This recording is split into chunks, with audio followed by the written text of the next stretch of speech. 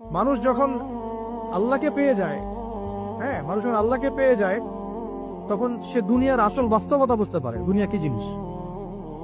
আলী রাদিয়াল্লাহু আনহুর একটা বই পড়ছিলাম, উনার যে মানে দর্শনগুলা, উনার যে চিন্তা ভাবনাগুলো, উনার কিছু লেখা ছিল, কিন্তু এগুলো সব জায়গায় আসে নাই।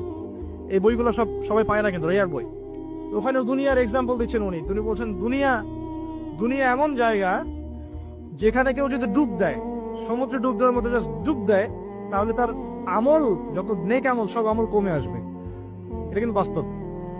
দুনিয়াতে ডুব দিবেন আপনি, দেখবেন আপনার নেক আমলগুলো কমে আসতেছে। তিনি বলছেন দুনিয়া হচ্ছে সাপের মতো। কেমন? সাপের মতো। ধরতে নাকি খুব সফট লাগে, ধরতে খুব স্পর্শ করতে সফট মনে হয়, কিন্তু এর বিষ যদি একবার ঢুকে দেয় শরীরে, মানুষ যখন আল্লাহকে পেয়ে যায়, হ্যাঁ, মানুষ যখন আল্লাহকে পেয়ে যায় তখন সে দুনিয়ার আসল বাস্তবতা বুঝতে পারে দুনিয়া কি জিনিস।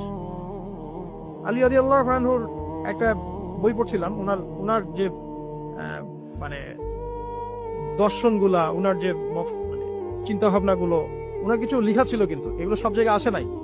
এই বইগুলো সবাই পায় না, কিন্তু রেয়ার বই। তো ওখানে দুনিয়ার এক্সাম্পল দিচ্ছেন উনি বলছেন দুনিয়া এমন জায়গা যেখানে কেউ যদি ডুব দেয়, সমুদ্রে ডুব দেওয়ার মতো জাস্ট ডুব দেয়, তাহলে তার আমল, যত নেক আমল, সব আমল কমে আসবে। এটা কিন্তু বাস্তব।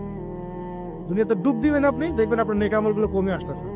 তিনি বলছেন দুনিয়া হচ্ছে সাপের মতো। কেমন? সাপের মতো। ধরতে নাকি খুব সফট লাগে, ধরতে খুব স্পর্শ করতে সফট মনে হয়, কিন্তু এর বিষ যদি একবার ঢুকে দেয় শরীরে,